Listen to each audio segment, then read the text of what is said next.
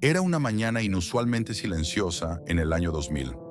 Las pesadas puertas de acero de los talleres ferroviarios de Torreón, que durante más de un siglo jamás se habían cerrado, fueron selladas repentinamente con gruesas cadenas y candados oxidados. Afuera, cientos de hombres de hierro, con las manos manchadas de grasa y los rostros surcados por la incredulidad, miraban fijamente la barrera infranqueable. El último tren de pasajeros había partido, y con él, el latido mismo de una ciudad entera se detuvo en seco. En su época de máximo esplendor, este coloso industrial era el corazón vibrante de la laguna. Albergaba a más de 3.000 ferrocarrileros que trabajaban día y noche entre el ensordecedor estruendo de los martillos neumáticos, el vapor ardiente y la forja del acero que conectaba a todo el norte de México. Hoy esas inmensas naves industriales yacen como esqueletos fantasmales. El rugido de las locomotoras ha sido reemplazado por un silencio sepulcral. El viento del desierto silbando entre hierros retorcidos y vagones saqueados, consumidos lenta y cruelmente por el óxido del olvido.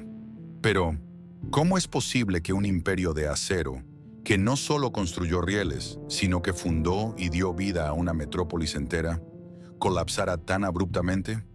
¿Cómo pudo una fría firma en un decreto de privatización, redactado a 1.000 kilómetros de distancia en la capital del país, borrar de un plumazo la identidad y el sustento de miles de familias, dejándolas atrapadas en una crisis sin precedentes?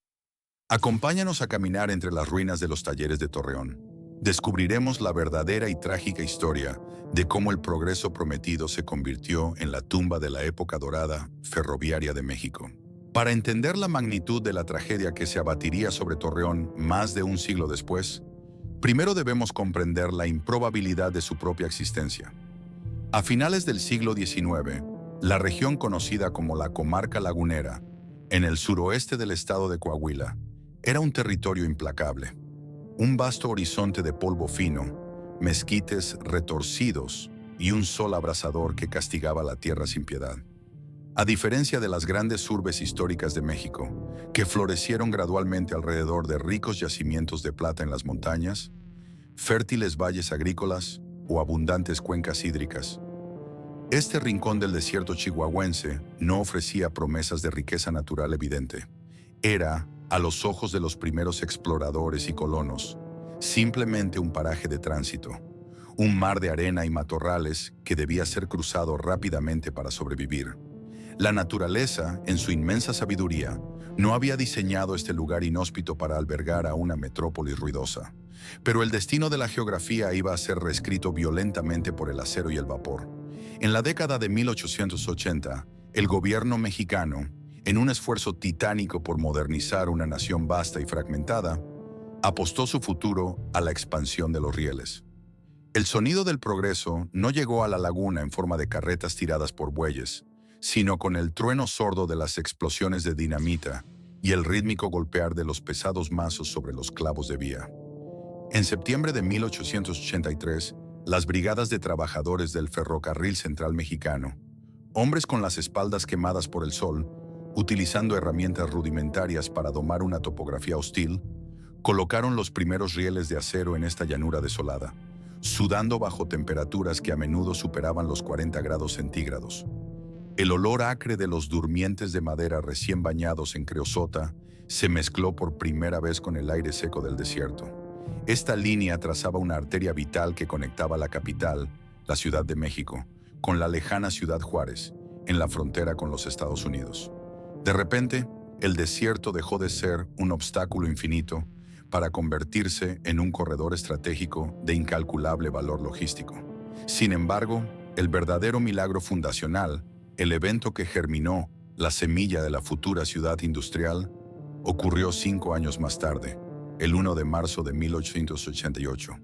Ese día, otra colosal serpiente de hierro, el Ferrocarril Internacional Mexicano, que venía desde Piedras Negras buscando una ruta hacia el Océano Pacífico, cruzó exactamente perpendicular a las vías del Central Mexicano. En el polvoriento suelo del desierto se dibujó una cruz de acero inamovible, una simple intersección geométrica en medio de la nada. En ese preciso punto de cruce, donde los trenes de ambas compañías debían detenerse obligatoriamente para coordinar el derecho de paso, reabastecerse de agua, cargar carbón y realizar inspecciones de seguridad en sus calderas hirvientes, nació una estación. Y alrededor de esa humilde estación de madera, como un oasis alimentado no por agua dulce, sino por el tránsito incesante de mercancías y personas, comenzó a brotar la vida a una velocidad asombrosa. Lo que sucedió a continuación fue una anomalía histórica. Torreón no tuvo infancia. Nació siendo un adolescente hiperactivo y voraz. Alrededor de esa cruz de acero se instalaron primero pequeñas carpas de lona para los trabajadores eventuales, luego fondas de tablones para alimentar a los maquinistas hambrientos, y muy pronto, enormes almacenes de ladrillo sólido. Inmigrantes de todas partes de México, e incluso de lugares tan lejanos como Europa y Asia, comunidades enteras de chinos, españoles, árabes y alemanes, atraídos por la promesa magnética de este nuevo nodo comercial internacional, comenzaron a llegar en oleadas a bordo de los mismos vagones de carga. Desembarcaban con baúles llenos de esperanza, instalando comercios, bancos y telares al borde mismo de las vías. En menos de una década, aquel cruce polvoriento pasó de ser un rancho insignificante de unos cuantos cientos de almas a una villa bulliciosa. Poco después, en 1907, debido a su explosión demográfica sin precedentes, fue elevada formalmente a la categoría de ciudad. Era una urbe frenética, ruidosa y cosmopolita, que parecía haber surgido por arte de magia de la nada absoluta, impulsada por el siseo constante del vapor. Pero esta génesis extraordinaria albergaba una advertencia silenciosa en sus cimientos. A diferencia de otras ciudades centenarias que diversificaban lentamente sus raíces para sobrevivir a las crisis, la identidad de Torreón, su economía y su alma misma estaban atadas a un único cordón umbilical de metal. La ciudad no producía la tierra. La ciudad procesaba y transportaba lo que otros producían. Su corazón no latía por los ciclos naturales de las cosechas. Latía al ritmo exacto de los itinerarios ferroviarios. Cada ladrillo de sus nuevos edificios, cada peso en los bolsillos de sus habitantes, cada respiración de su emergente sociedad dependía absoluta y categóricamente de que las ruedas de las locomotoras siguieran girando sobre esos rieles cruzados. Torreón era, en su esencia más pura, un hijo legítimo y exclusivo del ferrocarril. Una creación artificial y brillante que desafió las leyes de la naturaleza. Esta dependencia simbiótica le otorgaría una prosperidad económica sin precedentes en las décadas venideras, forjando a una generación de hombres duros y orgullosos. Pero como todo organismo que depende de un solo órgano vital para sobrevivir, también sentaba las bases estructurales para una vulnerabilidad letal. El pacto estaba sellado. La ciudad viviría por el tren, pero si algún día ese flujo constante de acero se detenía o cambiaba de manos, la ciudad entera corría el riesgo de perder su alma y ser reclamada nuevamente por el silencio del desierto. A medida que las venas de acero se multiplicaban vertiginosamente por todo el territorio nacional, la simple intersección de vías en el desierto dejó de ser suficiente. Los trenes, aquellas colosales bestias de hierro y fuego que devoraban el paisaje mexicano, necesitaban descanso, combustible y, sobre todo, un mantenimiento exhaustivo y constante tras cruzar montañas y llanuras. Fue bajo esta necesidad ineludible que comenzaron a erigirse las gigantescas naves industriales que definirían el horizonte y el espíritu mismo de la ciudad, los talleres ferroviarios de Torreón. Este complejo no fue concebido como un simple patio de reparaciones de paso. Fue diseñado y construido para ser una auténtica fortaleza tecnológica y operativa. Año tras año, los talleres se expandieron implacablemente hasta devorar decenas de hectáreas de terreno en el sector poniente de la urbe, consolidándose sin rival como el centro de mantenimiento ferroviario más grande, mejor equipado e importante de todo el vasto norte de la República Mexicana. En el clímax absoluto de su época dorada, las instalaciones eran un ecosistema hipnótico e infernal. Un laberinto de fosas de inspección resbaladizas por la grasa, tornos colosales que tallaban ruedas de acero con precisión milimétrica, fundiciones ardientes que rivalizaban con el implacable calor del desierto exterior, y grúas puente titánicas capaces de izar locomotoras enteras, manteniéndolas suspendidas en el aire como si carecieran de peso.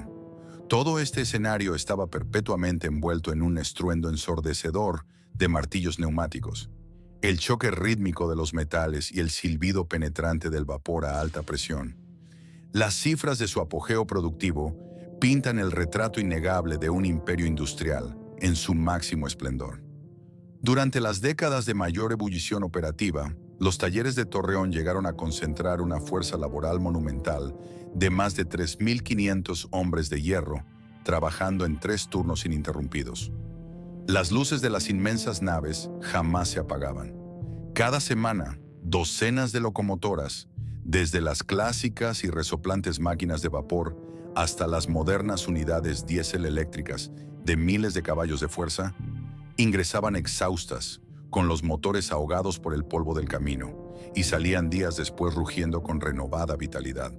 Aquí, en este inmenso hospital de gigantes mecánicos, no había engranaje que no pudiera fabricarse desde cero en los tornos, ni motor destrozado que no pudiera resucitarse.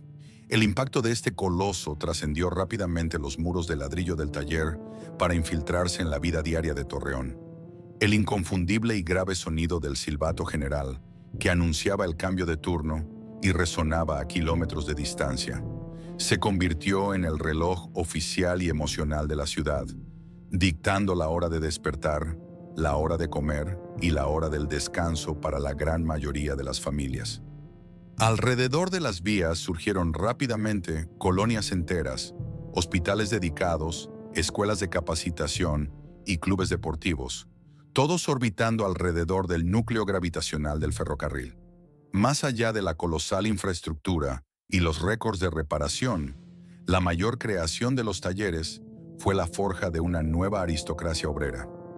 Los ferrocarrileros no solo tenían un empleo, poseían un estatus, un linaje. Vestidos con sus clásicos overoles de mezclilla, oscurecidos por el hollín, pesadas botas industriales y gorras de maquinista, formaron el cimiento de una sólida, próspera y orgullosa clase media lagunera. Caminaban por las calles polvorientas, con la seguridad inquebrantable de quienes saben que sus manos curtidas son el motor que mantiene viva la economía de una nación entera. Era una hermandad de especialistas, donde el conocimiento empírico sobre la presión de las calderas, la resistencia de las válvulas y la fricción del acero se consideraba un tesoro sagrado, una herencia que pasaba directamente de los padres a los hijos, asegurando que el latido de la ciudad nunca se detuviera. La consolidación de esta aristocracia obrera trajo consigo la formación de una fuerza política y social formidable. El sindicato ferroviario se erigió como una institución todopoderosa en la laguna. Su influencia no se limitaba a las negociaciones de salarios o regulaciones de las jornadas laborales en las naves industriales. La organización dictaba prácticamente el ritmo de la vida cívica. Construyeron majestuosos edificios para sus asambleas, cooperativas de consumo, clínicas médicas exclusivas que garantizaban la salud de la familia rielera y campos de béisbol donde los equipos conformados por diferentes departamentos del taller resolvían sus rivalidades dominicales. Pertenecer a este gremio era tener el destino asegurado, un escudo protector casi impenetrable contra la incertidumbre económica del mundo exterior. En este clímax de prosperidad, Torreón sufría de una especie de ceguera colectiva, embriagada por su propio éxito ininterrumpido. Las generaciones de familias creían firmemente que la era dorada de las locomotoras era eterna. Se forjó la ilusión de un imperio inquebrantable, una burbuja hermética donde la economía local parecía invulnerable a las fluctuaciones nacionales. La fórmula era simple y directa. Si los talleres operaban a su máxima capacidad, los mercados de abastos rebosaban de compradores, los cines se llenaban cada fin de semana y los comercios del centro histórico florecían sin esfuerzo. El dinero fluía por las calles de la ciudad con la misma constancia y fuerza que el diésel por las mangueras de las estaciones de servicio. Sin embargo, debajo de esta imponente fachada de invencibilidad, yacía un defecto estructural profundo y silencioso. La ciudad entera funcionaba bajo un ecosistema económico alarmantemente frágil. A diferencia de otras metrópolis industriales de la época, que habían comenzado a diversificar gradualmente su matriz de producción hacia la manufactura de bienes de consumo o la tecnología, Torreón seguía apostando el 100% de su capital humano y financiero a una sola industria. Era un gigante colosal balanceándose precariamente sobre un único pilar de hierro. Esta dependencia absoluta creó un estado de vulnerabilidad sistémica que muy pocos estaban dispuestos a reconocer. Los especialistas de los talleres no concebían un universo paralelo donde sus habilidades altamente técnicas, ajustar las válvulas de presión de una máquina Alco o tornear los ejes macizos de un vagón de carga, dejaran de ser indispensables. El sistema estaba perfectamente diseñado para perpetuarse a sí mismo, educando a los hijos para heredar los puestos de los padres, pero carecía por completo de la flexibilidad necesaria para adaptarse a un mercado global que comenzaba a transformarse rápidamente más allá de las fronteras de Coahuila. La tragedia que comenzaba a gestarse en las sombras no se anunciaría con un colapso repentino de las instalaciones o un terremoto físico. El corazón de acero de la laguna latía con una fuerza ensordecedora. Sí, pero era el corazón de un organismo que no sabía hacer otra cosa más que transitar exactamente sobre la misma ruta trazada. La ciudad estaba tan hipnotizada por el ruido de sus propios martillos que fue incapaz de escuchar los primeros susurros de la obsolescencia acercándose sigilosamente. La ilusión de la eternidad es a menudo el primer y más silencioso síntoma de la decadencia. Mientras los años 60 se desvanecían y daban paso a las convulsas décadas de 1970 y 1980, el panorama ferroviario a nivel global comenzó a experimentar una metamorfosis radical e irreversible. En Europa y Japón, los trenes de alta velocidad cortaban el viento, impulsados por redes eléctricas eficientes y sistemas logísticos controlados por las primeras computadoras. La industria internacional se estaba reinventando, apostando masivamente por la aerodinámica, la eficiencia de los combustibles y la reducción drástica de los tiempos de mantenimiento. Sin embargo, mientras el mundo exterior aceleraba a un ritmo vertiginoso hacia el inminente siglo XXI, dentro de los pesados muros de ladrillo de los talleres ferroviarios de Torreón, el reloj parecía haber sido saboteado. El tiempo dejó de avanzar. En su lugar, comenzó a estancarse, acumulando capas de polvo del desierto y grasa oscura sobre una tecnología que rápidamente se volvía anacrónica. La vasta red de ferrocarriles nacionales de México, FNM, dependía económicamente de un cordón umbilical conectado directamente a las arcas del gobierno federal en la capital. Pero a medida que el país enfrentaba crisis económicas cíclicas, devaluaciones traumáticas de la moneda y un cambio estructural en las prioridades de infraestructura nacional, que ahora favorecían descaradamente la construcción de inmensas redes de carreteras asfaltadas para el transporte de carga en camiones, el flujo de capital hacia las vías férreas se estranguló. Las asignaciones presupuestales vitales para la modernización de los talleres, la adquisición de maquinaria de nueva generación o simplemente la actualización de herramientas especializadas comenzaron a desaparecer sistemáticamente de los balances financieros. Las confortables oficinas centrales en la Ciudad de México parecían haber olvidado que las bestias de acero que sostenían la economía del norte requerían algo más que combustible para sobrevivir. Las consecuencias tangibles de esta negligencia institucional se manifestaron primero en la geografía física de los talleres.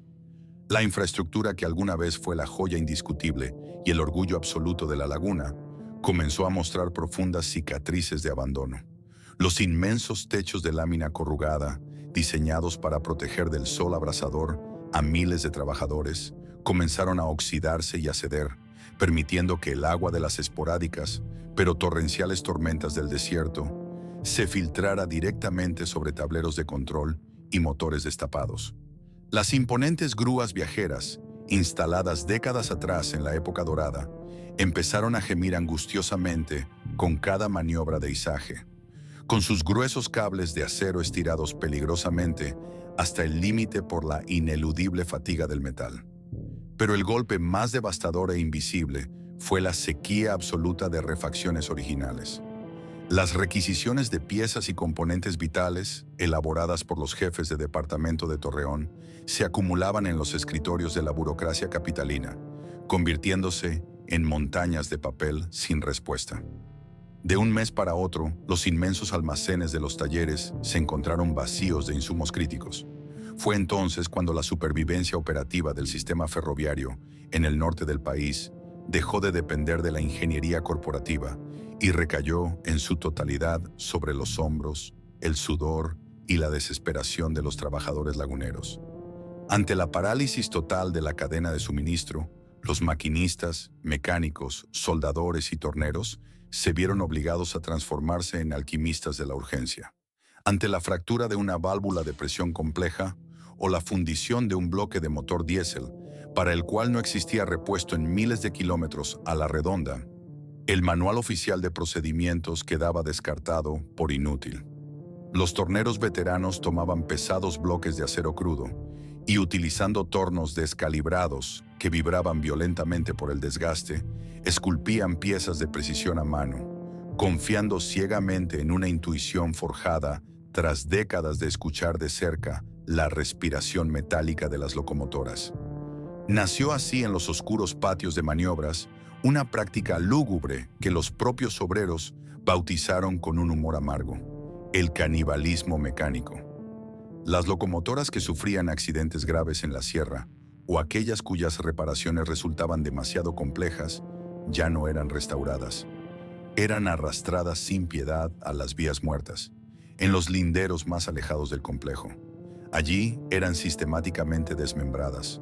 Las cuadrillas les arrancaban turbinas, compresores de aire, inyectores, alternadores y tuberías enteras para trasplantarlos de emergencia a otras máquinas que aún tenían un frágil hilo de vida. El inmenso taller se había convertido en un hospital operando bajo condiciones de guerra, donde los pacientes terminales eran sacrificados para mantener funcionando la primera línea. Esta dinámica brutal y desgastante alteró profundamente la psicología de la fuerza laboral. El trabajo dejó de ser un meticuloso proceso de excelencia técnica para degradarse a un ejercicio de supervivencia extenuante. Los hombres de hierro, antes investidos con el orgullo inquebrantable de su oficio, ahora consumían sus extenuantes jornadas improvisando parches con alambre, ajustando tornillos barridos y rezando silenciosamente para que la máquina lograra llegar a su próximo destino sin colapsar espectacularmente en medio del páramo. El ambiente sonoro del lugar mutó de forma siniestra, presagiando el fin. El estruendo ensordecedor que durante casi un siglo había simbolizado el pulso fuerte y saludable de Torreón adquirió una nueva y enfermiza textura. Ya no era un rugido afinado, armónico y poderoso. Se transformó en el traqueteo arrítmico de un engranaje desgastado, en el siseo constante de fugas de presión irreparables, y en el agudo quejido metálico de hierros que raspaban contra hierros sin lubricación. Ese nuevo sonido, pesado, asmático y moribundo, resonaba día y noche en las naves sombrías. Era el primer y más crudo presagio físico de la decrepitud, un recordatorio acústico e implacable de que la colosal bestia ferroviaria estaba comenzando a asfixiarse lenta y dolorosamente bajo el peso insoportable de su propia vejez. Mientras el óxido y el desgaste físico consumían silenciosamente las locomotoras en los inmensos patios de la laguna, un cáncer mucho más letal e invisible devoraba las entrañas del sistema a nivel nacional. La crisis que ahogaba a Ferrocarriles Nacionales de México, FNM, no era en su núcleo un problema de ingeniería ni de falta de destreza obrera. Era una profunda y sistémica enfermedad administrativa. FNM se había metamorfoseado a lo largo de décadas de proteccionismo estatal ciego, en un leviatán burocrático inmanejable, tan pesado y lento como sus trenes más antiguos. El Sindicato de Trabajadores Ferrocarrileros de la República Mexicana, SILFRM, que en sus heroicos orígenes se había erigido como el escudo sagrado de la clase trabajadora y el arquitecto fundamental de la prosperidad en ciudades como Torreón, comenzó a corromperse bajo el peso de su propio poder absoluto.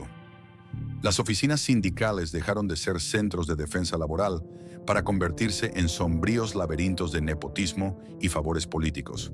El sistema de contratación se deformó hasta volverse irreconocible. Las codiciadas plazas laborales, que alguna vez fueron el premio al conocimiento técnico y al esfuerzo físico, se transformaron en simple moneda de cambio. Se heredaban ciegamente sin importar la capacidad del sucesor, se vendían al mejor postor en el mercado negro corporativo o, en los peores casos, se creaban de la nada para justificar presupuestos inflados. Este descontrol deliberado generó una sobrepoblación laboral asombrosa y paralizante. En la nómina nacional figuraban más de 100,000 empleados, pero un porcentaje alarmante de ellos cobraba su salario puntualmente, sin acercarse jamás a una fosa de inspección o tocar una herramienta de acero. Eran los infames aviadores, fantasmas administrativos que desangraban las frágiles finanzas de la empresa gubernamental, mientras los verdaderos mecánicos en Torreón luchaban desesperadamente por conseguir un simple tornillo de repuesto para que un tren no descarrilara. En las naves industriales, el exceso de personal en áreas burocráticas no operativas contrastaba grotescamente con la escasez de refacciones vitales. Había departamentos enteros con más supervisores de escritorio que obreros de línea, tejiendo una red de ineficiencia que asfixiaba cualquier intento de productividad real.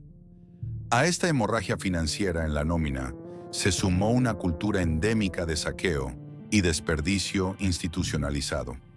Materiales extremadamente valiosos, desde kilómetros de cable de cobre grueso y durmientes de roble macizo, hasta herramientas de importación de alta precisión y cientos de barriles de diésel, desaparecían misteriosamente de los almacenes centrales antes de siquiera acercarse a los talleres que los necesitaban con urgencia.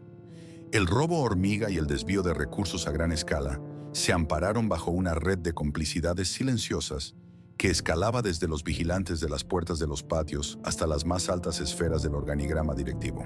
FNM ya no era una empresa estratégica de transporte logístico.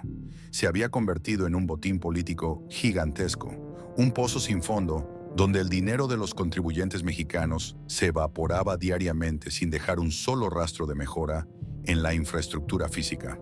Los trabajadores reales de Torreón, aquellos que aún se quemaban las manos en las calderas ardientes y dejaban su salud entre el humo y el ruido de los martillos, se encontraron atrapados, impotentes, en medio de esta podredumbre. Veían cómo la nobleza de su oficio centenario era arrastrada por el lodo de la corrupción, pero estaban maniatados por un sistema que castigaba la disidencia con la expulsión inmediata. El gigante no solo envejecía por fuera, se estaba pudriendo desde el centro mismo de su corazón. La magnitud del desastre financiero de Ferrocarriles Nacionales de México llegó a un punto de no retorno, donde la hemorragia de recursos ya no podía ocultarse bajo la alfombra de la burocracia oficial. Para finales de la década de 1980 y principios de la de 1990, la empresa estatal se había transformado de manera definitiva a los ojos del gobierno federal. Dejó de ser el pilar inquebrantable del desarrollo nacional para convertirse en un lastre fiscal insoportable.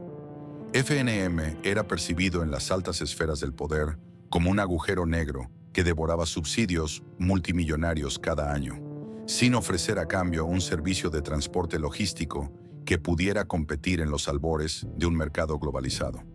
Sin embargo, en lugar de emprender una purga real de la corrupción en los mandos directivos o de diseñar un plan de reestructuración y modernización tecnológica real, el Estado mexicano optó por una estrategia mucho más calculada, fría y letal: preparar el terreno de la opinión pública para el desmantelamiento total de la paraestatal. Para justificar ante la nación la cirugía radical que se avecinaba, se orquestó una implacable y sistemática campaña mediática desde la capital del país. Se comenzó a alimentar agresivamente la leyenda negra del sistema ferroviario. De pronto, los noticieros de televisión de mayor audiencia y las primeras planas de los diarios más influyentes se inundaron casi exclusivamente de crónicas de fracaso. Se transmitían imágenes espectaculares de trenes descarrilados perdiendo valiosa carga. Se publicaban testimonios de empresarios furiosos por retrasos de semanas en la entrega de sus mercancías. y se repetía incesantemente, como un mantra, la cifra astronómica e impagable de la deuda acumulada por la empresa. Lo que esta narrativa oficial omitía de manera deliberada y cruel era el contexto del estrangulamiento presupuestal, la sequía absoluta de refacciones y el saqueo institucionalizado por parte de líderes sindicales y ejecutivos, delitos que habían sido tolerados durante décadas por el propio sistema político. En la historia simplificada que se vendía al país, el colapso no era el resultado de un saqueo corporativo ni de decisiones gubernamentales erróneas. Se atribuía genéricamente a la ineficiencia inherente y crónica del modelo estatal. Y al hacerlo, la culpa pública y el estigma social recaían de manera injusta y aplastante sobre los hombros de la fuerza laboral, precisamente sobre aquellos que estaban usando piezas canibalizadas y herramientas desgastadas para intentar mantener vivas a las máquinas. En los polvorientos patios y en las naves ensordecedoras de los talleres de Torreón, los obreros escuchaban los noticieros de radio con una mezcla asfixiante de indignación y un miedo helado que comenzaba a paralizarlos. Los maquinistas y mecánicos laguneros no eran ingenuos. Sabían leer entre líneas. Al presenciar cómo su propio patrón, el Estado, descalificaba públicamente la viabilidad de la empresa, comprendieron de golpe la cruda realidad. No habría rescate. No llegarían nuevas herramientas ni locomotoras modernas. Nadie expone los cimientos podridos de su propia casa de manera tan pública y escandalosa a menos que tenga la firme intención de demolerla. La implacable campaña de desprestigio había logrado su objetivo: convencer a millones de ciudadanos de que la única medicina capaz de extirpar este enorme tumor burocrático era la intervención privada. El terreno psicológico y político estaba perfectamente abonado. El gigante ferroviario estaba acorralado y la guillotina final ya colgaba sobre el cuello del desierto. La década de los 90 irrumpió en México no con la prometida prosperidad del libre comercio, sino con el estruendo de un colapso financiero monumental. A finales de 1994, el país fue sacudido por lo que el mundo conocería como la crisis del tequila. En cuestión de días, el valor del peso mexicano se desintegró, las tasas de interés se dispararon a niveles estratosféricos y el pánico se apoderó de los mercados internacionales. El gobierno federal, repentinamente desesperado por inyectar liquidez de emergencia a sus exhaustas reservas y bajo una presión asfixiante del Fondo Monetario Internacional, comenzó a buscar activos estatales que pudieran ser subastados al mejor postor. Las miradas de los tecnócratas en los despachos más altos de la Ciudad de México se posaron inevitablemente sobre los miles de kilómetros de vías férreas que cruzaban el país. El recién inaugurado gobierno del presidente Ernesto Zedillo Ponce de León decidió aplicar un bisturí implacable. Sin embargo, existía un obstáculo legal formidable. Durante más de medio siglo, la Constitución Política de México había clasificado al ferrocarril como un área estratégica y exclusiva del Estado, un pilar innegociable de la soberanía nacional. Venderlo a corporaciones privadas no solo era un tabú político, era constitucionalmente ilegal. Pero en tiempos de emergencia financiera, las leyes se vuelven maleables frente al capital. Con una velocidad política vertiginosa y operando una aplanadora legislativa implacable, a principios de 1995, el Congreso de la Unión aprobó la modificación del artículo 28 constitucional. En un solo movimiento burocrático, despojado de cualquier debate público significativo, el ferrocarril fue reclasificado. Dejó de ser un área estratégica intocable para convertirse en un simple sector de comunicación prioritaria, susceptible de ser concesionado. Inmediatamente después, se promulgó la Ley Reglamentaria del Servicio Ferroviario, el marco legal que abría formalmente las puertas de par en par a los inversores privados nacionales y extranjeros. El documento oficial, publicado fríamente en el Diario Oficial de la Federación, dictaminaba que la vasta red de ferrocarriles nacionales de México se dividiría en 3 grandes troncales regionales. Estas rutas, junto con todo su equipamiento, locomotoras y la totalidad de los colosales complejos de mantenimiento, incluyendo el corazón de acero palpitante de Torreón, serían entregados en concesiones de hasta 50 años a grandes consorcios corporativos. Fue una sentencia de muerte redactada con una caligrafía impecable y términos macroeconómicos asépticos. A más de 1000 kilómetros de distancia del desierto coahuilense, en oficinas revestidas de caoba y mármol donde el calor y el ruido de un taller ferroviario jamás habían penetrado, un puñado de firmas decidió el destino de decenas de miles de familias. Para los banqueros y los secretarios de Estado, aquello representaba simplemente un rescate financiero brillante, la externalización de un pasivo engorroso y un triunfo rotundo del libre mercado. Una jugada maestra en un tablero de ajedrez global. Pero en el caluroso norte de México, aquel decreto no era un concepto abstracto de economía moderna. Era una guillotina afilada, suspendida directamente sobre el cuello de la región. La privatización significaba entregar la columna vertebral logística del país a entidades cuyo único y legítimo interés no era el desarrollo social, ni el sustento de una ciudad, sino el cálculo implacable del margen de rentabilidad. Y en ese nuevo cálculo matemático, impulsado por la eficiencia corporativa, no había lugar para talleres con exceso de personal, ni para el mantenimiento de costosos trenes de pasajeros, ni para el sentimentalismo histórico. La tormenta perfecta había sido desatada desde la capital, y la laguna estaba exactamente en su trayectoria de impacto. Cuando la noticia del decreto de privatización y la inminente fragmentación de Ferrocarriles Nacionales de México llegó finalmente a los colosales talleres de Torreón, no fue recibida con la furia inmediata de un motín sindical, sino con el silencio pesado y aturdidor que sigue a una explosión ensordecedora. En los inmensos comedores industriales, entre las fosas de reparación ennegrecidas por el aceite pesado y bajo, la sombra estoica de las grúas paralizadas, los hombres de hierro se miraban unos a otros, incapaces de asimilar la magnitud de la traición que se estaba consumando. Durante generaciones ininterrumpidas, estos obreros habían sido educados bajo la certeza inquebrantable de que su sindicato, el otrora todopoderoso STF-RM, representaba un muro de contención absoluto, un escudo invulnerable frente a cualquier amenaza del gobierno o del sector privado. Creían firmemente que sus líderes, aquellos que alguna vez compartieron su mismo uniforme de mezclilla y sus raíces obreras, movilizarían a toda la base trabajadora del país para paralizar las redes logísticas nacionales y detener el decreto presidencial en seco. Sin embargo, lo que presenciaron en los meses siguientes fue un acto de capitulación total que destrozó el espíritu de la laguna. La cúpula sindical a nivel nacional, en lugar de convocar a la resistencia o defender los derechos históricos de sus agremiados, se alineó dócilmente con los dictados macroeconómicos de la privatización. En reuniones a puertas cerradas celebradas en la capital, a kilómetros de distancia del Hollín y el calor infernal de las fraguas, los dirigentes firmaron oscuros acuerdos que facilitaban la transición fluida hacia los consorcios corporativos.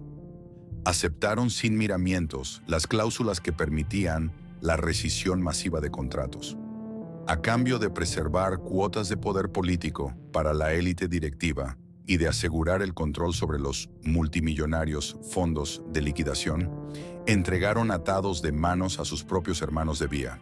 Para los trabajadores laguneros, esta puñalada interna fue infinitamente más dolorosa y devastadora que el frío decreto del gobierno federal. Descubrieron con una amargura insoportable que habían sido vendidos en un escritorio por aquellos que juraron protegerlos. La desilusión se esparció por las colonias ferroviarias de la ciudad como un veneno silencioso. Los mecánicos, maquinistas y soldadores, otrora los aristócratas indiscutibles y orgullosos de la clase media local, se sintieron repentinamente huérfanos. Fueron despojados en un instante no solo de su futuro económico y de su estabilidad patrimonial, sino de la identidad colectiva que había dado sentido y propósito a sus vidas enteras. El impacto psicológico trascendió los muros del taller. En los hogares de las colonias rieleras, las esposas de los trabajadores sentían un nudo helado al escuchar los avances informativos en la radio local. Comprendían a la perfección que en una ciudad cuya economía entera latía al ritmo exclusivo de los trenes, una liquidación masiva significaría la asfixia no solo de su mesa, sino de los comercios del centro histórico, los mercados de abastos y las escuelas. En las semanas que siguieron, el ambiente en las naves industriales adquirió un tono fúnebre y opresivo. Las máquinas, por inercia, seguían operando y los tornos continuaban girando, pero el motor humano que los impulsaba estaba irremediablemente quebrado. Los hombres acudían a cumplir sus extenuantes turnos, caminando como fantasmas en un corredor de la muerte corporativo, plenamente conscientes de que cada locomotora que lograban reparar, cada pieza que torneaban con precisión milimétrica, era solo un paso más hacia el abismo de su propia obsolescencia. El inmenso imperio de hierro no iba a caer luchando en una batalla épica, iba a ser desmantelado silenciosamente desde adentro, entregado en bandeja de plata a empresarios de traje y corbata que jamás en sus vidas habían sentido el calor abrasador de una caldera. El colapso humano había comenzado. La antesala del fin físico de los talleres de Torreón no fue marcada por el cierre inmediato de las puertas o el silencio repentino de las máquinas. Ocurrió a través de un proceso administrativo mucho más perverso y desgastante, bautizado con un eufemismo gélido e impersonal por el gobierno y el sindicato: el reajuste. Detrás de esta palabra aséptica se ocultaba, en realidad, una purga laboral masiva, un desmembramiento sistemático de la aristocracia obrera de La Laguna que se ejecutó con la frialdad de una operación contable. A partir de 1997, cuando los diferentes consorcios privados comenzaron a perfilarse para tomar el control de las concesiones regionales, las listas de despidos empezaron a circular por los pasillos de las instalaciones como sentencias de ejecución inminente. El proceso estaba diseñado para despojar a los trabajadores de su dignidad antes de despojarlos de su sustento. Quincena tras quincena, decenas de obreros eran llamados sin previo aviso a las oficinas administrativas. Allí, sin margen para la negociación o la apelación, se les entregaba un sobre amarillo. En su interior yacía el documento de rescisión de contrato, que ponía fin a décadas de lealtad, junto con un cheque de liquidación que pretendía cuantificar el valor de una vida entera dedicada al ferrocarril. Las filas de hombres que aguardaban afuera de la oficina de recursos humanos formaban una escena desoladora. Eran maestros matriceros, soldadores de alta presión, jefes de patio con más de 30 años de antigüedad, hombres corpulentos, curtidos por el sol y el fuego, que de pronto se veían reducidos a meros expedientes a punto de ser archivados y olvidados. La humillación era profunda y colectiva. Al firmar sus bajas, se les exigía entregar el equipo de seguridad, las herramientas que consideraban extensiones de sus propios cuerpos y el inconfundible uniforme de mezclilla oscura. El despojo del uniforme fue para muchos el golpe psicológico definitivo, el instante preciso en que el sistema les arrancaba su identidad gremial y los lanzaba al vacío como ciudadanos comunes, desarmados frente al futuro. El impacto del cheque de liquidación, que en los primeros días fue recibido por algunos con un ingenuo alivio temporal, rápidamente demostró ser una ilusión cruel. La economía mexicana apenas se recuperaba de la brutal devaluación de la crisis del tequila. La inflación devoraba el poder adquisitivo con voracidad. Aquel dinero, que supuestamente debía compensar la pérdida de una jubilación asegurada y garantizar el bienestar familiar, se esfumó entre las manos de los despedidos en cuestión de meses, consumido por deudas atrasadas, hipotecas urgentes y el encarecimiento desenfrenado del costo de vida. Lo más trágico fue la absoluta incapacidad de readaptación de esta fuerza laboral. Los ferrocarrileros de La Laguna no eran simples obreros no calificados. Poseían un nivel de especialización técnica superlativo, pero paradójicamente era una especialización hiperenfocada, diseñada exclusivamente para servir a un ecosistema aislado que estaba a punto de desaparecer. Un hombre de 50 años, cuya genialidad consistía en afinar y reconstruir los gigantescos motores diésel de una locomotora General Electric, en medio de una tormenta de arena, descubría abruptamente que el naciente mercado laboral de la región, ahora orientado hacia la manufactura de bajo costo en las maquiladoras o el sector de servicios básicos, consideraba sus habilidades prodigiosas como completamente obsoletas e irrelevantes. El dolor se filtró desde las naves industriales hasta el corazón mismo de los hogares. El desempleo masivo desintegró la estructura patriarcal y proveedora que había definido a las familias rieleras durante casi un siglo. Los domingos de béisbol, que antes eran celebraciones orgullosas de fraternidad sindical, se tornaron en reuniones tensas y sombrías, marcadas por el silencio de hombres deprimidos que se negaban a salir de sus casas. Las tensiones conyugales estallaron ante la presión financiera asfixiante, y los hijos de los ferrocarrileros, a quienes desde la infancia se les había prometido heredar una codiciada plaza en los talleres como garantía de prosperidad, vieron su futuro cancelado de un plumazo, forzados a abandonar los estudios para buscar empleos precarios y ayudar en el sustento inmediato de sus familias rotas. La purga laboral de los reajustes no derribó las paredes físicas de los talleres de Torreón, pero sí aniquiló su alma. Los inmensos patios y galpones quedaron operando con una fuerza laboral raquítica, un esqueleto de su antigua gloria, integrado por hombres aterrados que trabajaban bajo la amenaza constante de ser los próximos en la lista. El ecosistema humano que había forjado a la laguna estaba roto sin remedio. El terreno estaba finalmente despejado.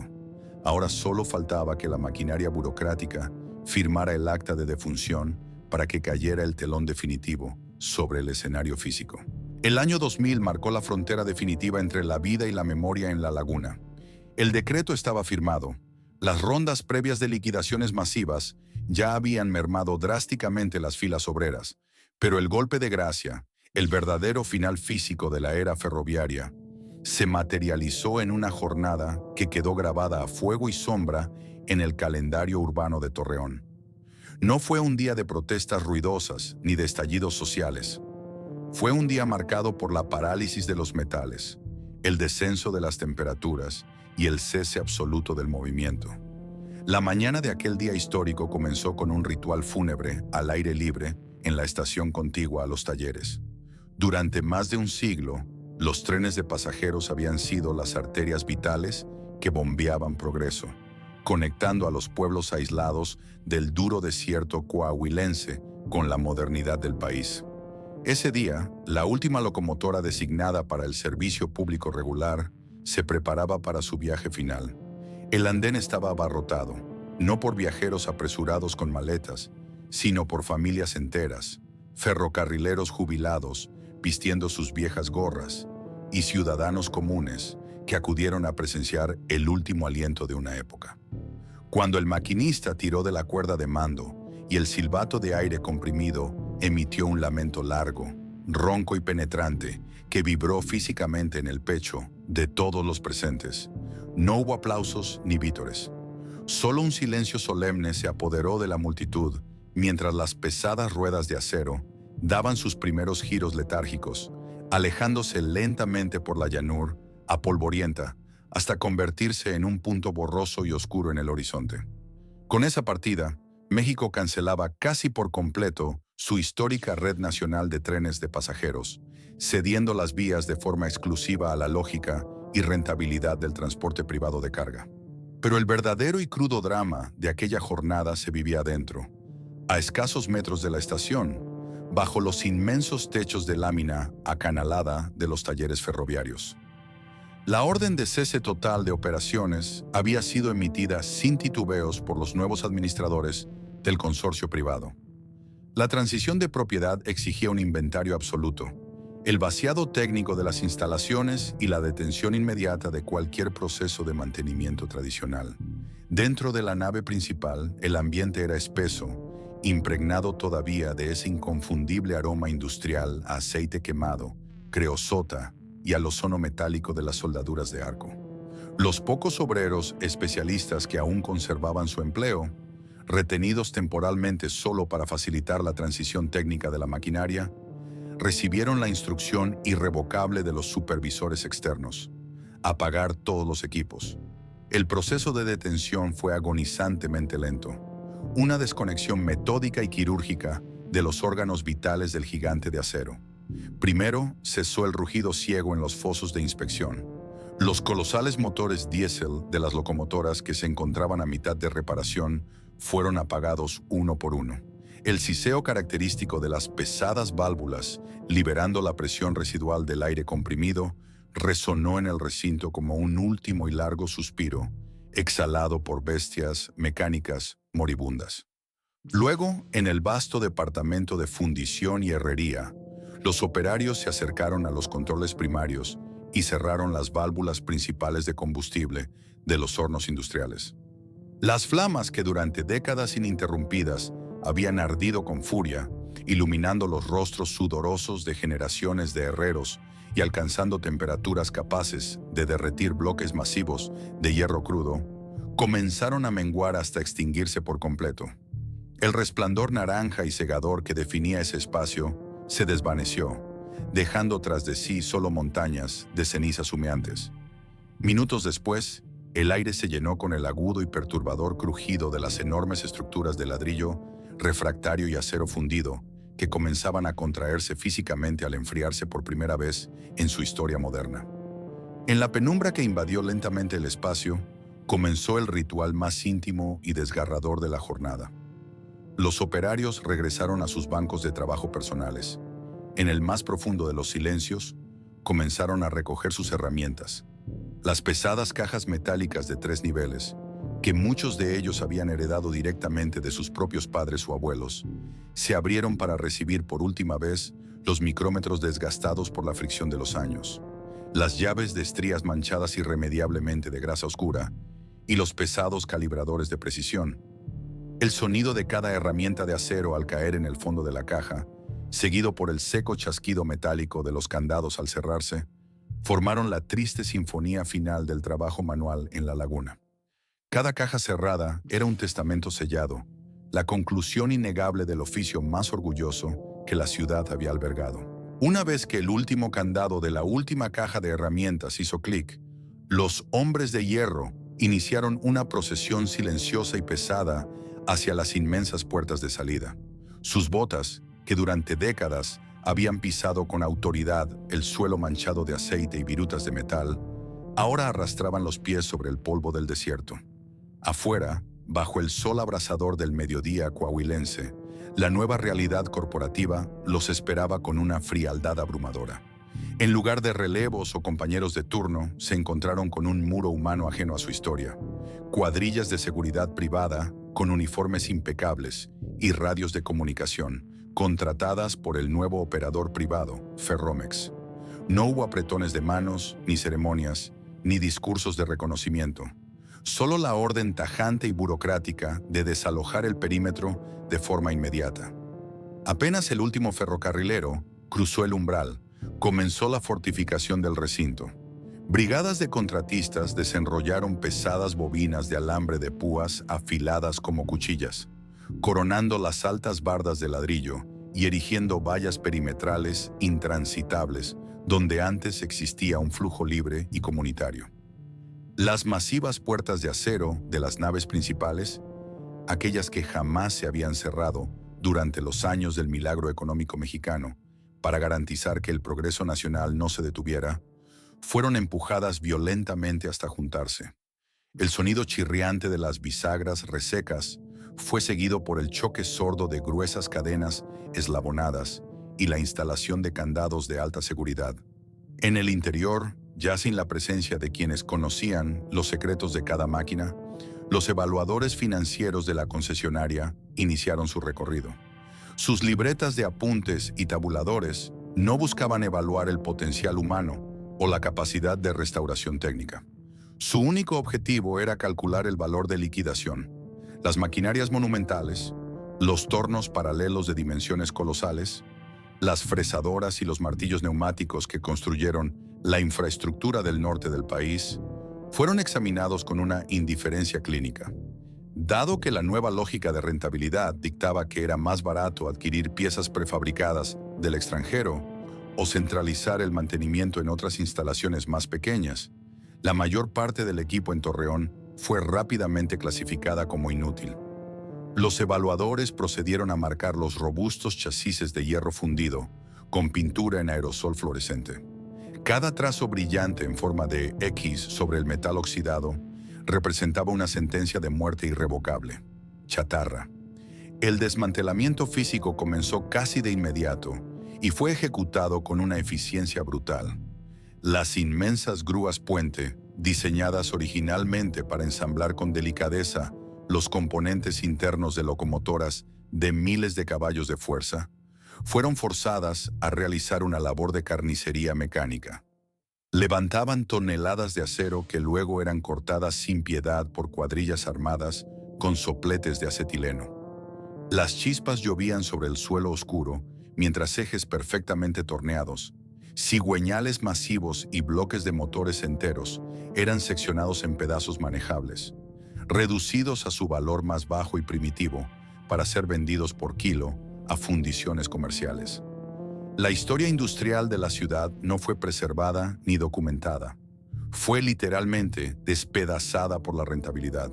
Pero el cambio más profundo y perturbador que cayó sobre Torreón esa misma tarde fue el nacimiento de una nueva textura acústica, el silencio total.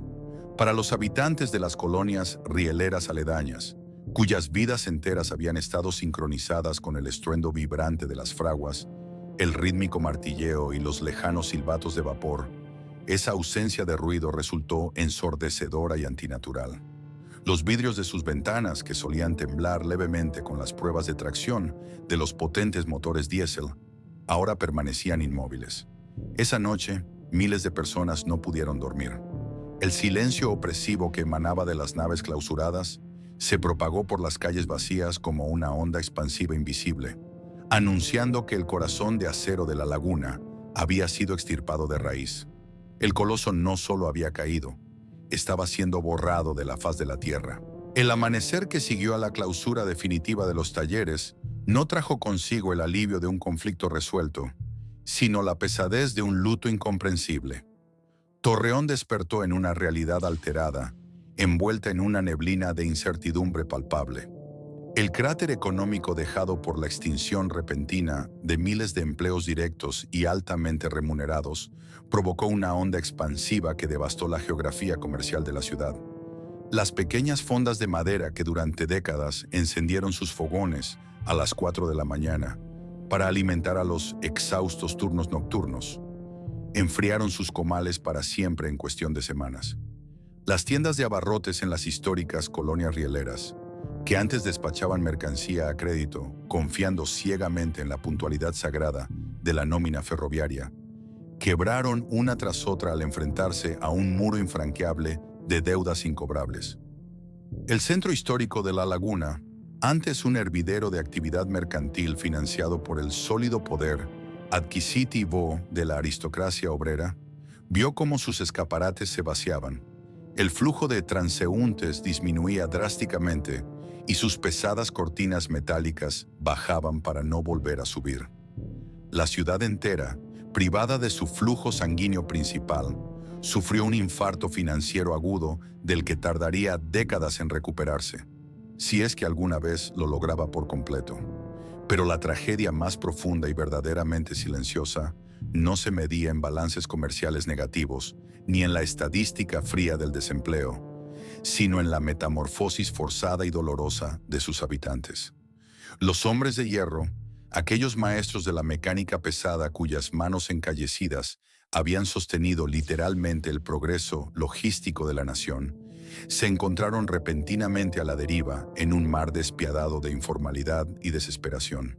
A sus 40 o 50 años, con la piel curtida y los pulmones marcados irreversiblemente por el humo de las fraguas, descubrieron que el mercado laboral de la modernidad corporativa no tenía espacio para su lealtad de la vieja guardia, ni para sus habilidades hiperespecializadas.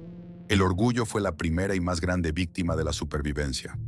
Maestros torneros que podían calibrar el eje motriz de una locomotora diésel con tolerancias milimétricas se vieron obligados a tragarse sus credenciales invisibles para conducir taxis destartalados por 12 o 14 horas al día, compitiendo ferozmente por pasajes de unos pocos pesos en el tráfico sofocante. Antiguos jefes de cuadrilla, hombres de voz grave que habían liderado batallones enteros de obreros bajo presiones brutales, terminaron vendiendo tamales o refrescos en pequeños puestos ambulantes bajo el sol inclemente.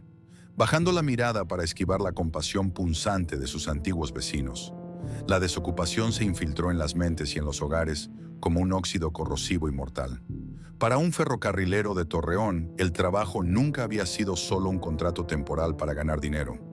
Era su identidad innegociable, su religión cívica y su herencia familiar. Al ser despojados brutalmente de sus rutinas estructuradas, de su uniforme y de la sagrada hermandad del taller, muchos cayeron en abismos psicológicos insondables. Las tasas de depresión severa, antes un tema tabú entre hombres formados en la dureza del acero, se dispararon en silencio en los barrios del Poniente.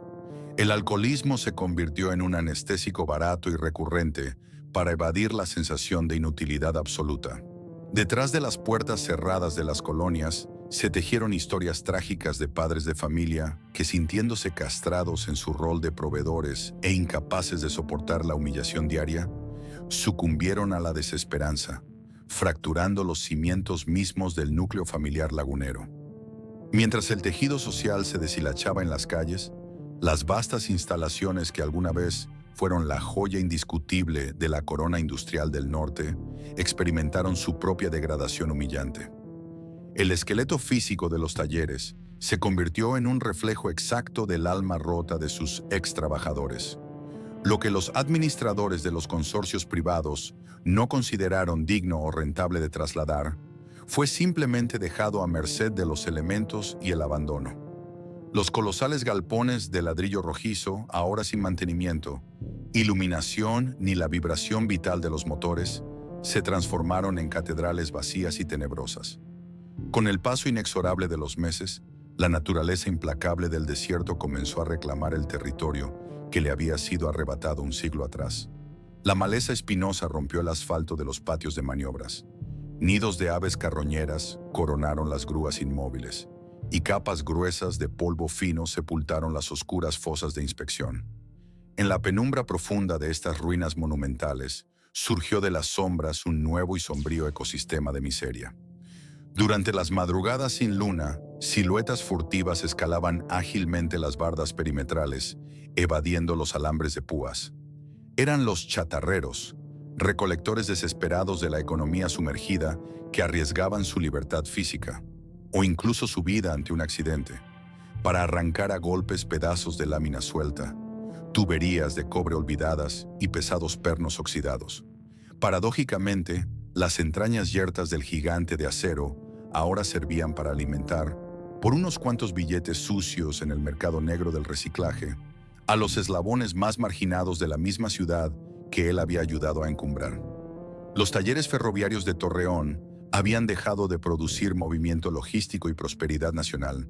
Ahora, su única y triste cosecha eran fantasmas, ecos vacíos de una época de grandeza que fue borrada de un plumazo, dejando a su paso una cicatriz de hierro y óxido imborrable en el rostro de la laguna. A más de 2 décadas de distancia, el polvo del desierto ha tenido tiempo suficiente para asentarse sobre las ruinas y las heridas de la laguna. Observar hoy la historia de los talleres ferroviarios de Torreón exige enfrentarnos a una de las paradojas más crueles y complejas del México moderno. Desde la fría, aséptica e implacable perspectiva de la macroeconomía, la privatización ferroviaria iniciada en la década de los 90 fue innegablemente un éxito rotundo. Las corporaciones privadas que tomaron el control de las concesiones, gigantes logísticos como Ferromex o Kansas City Southern de México, lograron rescatar una red física al borde del colapso, inyectaron capital masivo, modernizaron las flotas de tracción diésel y transformaron el sistema de carga del país en uno de los más rentables y eficientes del continente americano. Hoy en día, trenes kilométricos cruzan el territorio nacional, transportando millones de toneladas métricas de mercancías hacia las fronteras y los puertos marítimos con una precisión de relojería. El volumen de carga se multiplicó, la velocidad promedio aumentó drásticamente. Los balances financieros de la red pasaron de números rojos crónicos a reportar ganancias multimillonarias. Sin embargo, este triunfo estadístico y corporativo esconde una sombra insoslayable. El verdadero costo de este ansiado progreso no se pagó en los elegantes salones de las bolsas de valores, ni en los despachos ministeriales de la capital, sino en las calles polvorientas de ciudades como Torreón. La modernización salvó las vías de acero, pero en el proceso extirpó sin piedad el alma social que la sostenía. Lo que murió con el cierre definitivo de los talleres no fue simplemente una empresa estatal deficitaria o una central de mantenimiento anticuada. Fue un pacto social tácito que había definido a la clase trabajadora de la nación durante casi un siglo. En la época dorada de Ferrocarriles Nacionales de México, el empleo industrial de alto nivel no era visto únicamente como un medio básico de producción, sino como una poderosa herramienta de movilidad social, un ancla de estabilidad inquebrantable que garantizaba a miles de familias el acceso a la salud, la educación y, sobre todo, a un profundo sentido de dignidad y pertenencia. Al entregar esta infraestructura vital al cálculo unidimensional e implacable del libre mercado, el Estado renunció a su rol de protector, decretando en la práctica que la rentabilidad financiera del sistema siempre tendría prioridad absoluta sobre el bienestar humano. Para Torreón, las consecuencias tangibles de este cambio de paradigma alteraron su ADN urbano de forma permanente. La ciudad que nació, creció y se enriqueció literalmente del vientre de las locomotoras, tuvo que someterse a una reinvención forzada, traumática y dolorosa para lograr sobrevivir a su entrada al siglo XXI. La matriz económica de la laguna se diversificó a golpes duros hacia la industria metalúrgica general, la manufactura automotriz y el incipiente sector de servicios, tratando desesperadamente de llenar el enorme abismo financiero y emocional dejado por la ausencia de los trenes. Pero a pesar del evidente resurgimiento comercial contemporáneo y de la resiliencia admirable de su gente frente a la adversidad, hay una herida profunda en la identidad lagunera que nunca cicatrizó por completo. Hoy en día, las escasas estructuras que lograron sobrevivir a la demolición sistemática de los talleres, fragmentos de imponentes galpones de ladrillo rojo, viejas oficinas administrativas reconvertidas de forma aséptica y algunas cuantas locomotoras históricas rescatadas e inmovilizadas para siempre sobre tramos cortos de vía muerta, permanecen integradas al paisaje urbano moderno. Han sido transformadas por los gobiernos locales en museos, plazas culturales abiertas o simples áreas recreativas. Para las nuevas generaciones que caminan por ahí, estos espacios son apenas un telón de fondo pintoresco, lugares tranquilos y silenciosos para pasear un domingo por la tarde o tomar fotografías. Pero para los hombres y mujeres que ya peinan canas, aquellos que llevan en la memoria el estruendo ensordecedor de los martillos, el olor acre del aceite quemado y el calor insoportable de las fraguas, estos sitios no son parques, son monumentos silenciosos y solemnes. Son gigantescas lápidas de hierro y mampostería que rinden homenaje mudo a un estilo de vida glorioso e irrepetible. El legado de la línea ferroviaria rota en Torreón permanece como una lección profunda y dolorosa sobre la naturaleza dual del avance económico. Nos obliga a recordar que la eficiencia absoluta nunca es gratuita. Siempre exige un sacrificio, y casi invariablemente ese sacrificio es impuesto de forma asimétrica sobre los hombros de aquellos que construyeron, con el sudor de su frente, los cimientos mismos del imperio. El inconfundible y melancólico silbato del tren, que alguna vez dictaba la hora exacta y el pulso vital de la laguna, ha enmudecido para siempre en las zonas urbanas, pero el eco persistente de los orgullosos hombres de hierro sigue vibrando levemente bajo el ardiente sol del desierto chihuahuense, exigiendo en silencio no ser borrados por una historia que parece querer ser escrita exclusivamente por los vencedores del pragmatismo corporativo. La historia de los talleres ferroviarios de Torreón es mucho más que el relato del cierre de un centro de mantenimiento. Es un espejo en el que se refleja una de las grandes tragedias de la era moderna. Nos enseña de manera descarnada qué sucede cuando la implacable lógica del capital y la eficiencia macroeconómica reemplazan por completo al contrato social. Un complejo industrial nunca es solamente una colección de máquinas, edificios de ladrillo o balances contables. Es ante todo un ecosistema frágil y vital de dignidad humana. Cuando el progreso se mide de forma exclusiva a través de los márgenes de ganancia corporativa, olvidamos que la verdadera riqueza de una nación se forja en el orgullo, la estabilidad y el bienestar de su clase trabajadora. Los hombres de hierro de la laguna no fracasaron en su oficio, no cometieron un error de cálculo en sus fraguas. Fueron descartados por un sistema globalizado que dejó de valorar la lealtad generacional y el sudor humano, priorizando la rentabilidad financiera inmediata. Su caída silenciosa nos obliga a plantearnos una pregunta incómoda. ¿Cuál es el precio real que estamos dispuestos a pagar como sociedad para alcanzar la ansiada modernidad logística? ¿Y quiénes son los que inevitablemente terminan asumiendo el costo más alto? Hoy, locomotoras de última generación siguen cruzando el implacable desierto mexicano, pero el alma colectiva que alguna vez las impulsó se quedó atrás, atrapada para siempre entre hierros oxidados, maleza y recuerdos que se desvanecen. Si este viaje a través de las ruinas del orgullo ferroviario te ha hecho reflexionar sobre el destino de los gigantes industriales, te invitamos a compartir tus pensamientos en la sección de comentarios. ¿Existe en tu ciudad alguna fábrica o industria abandonada que alguna vez fue el corazón palpitante de la comunidad?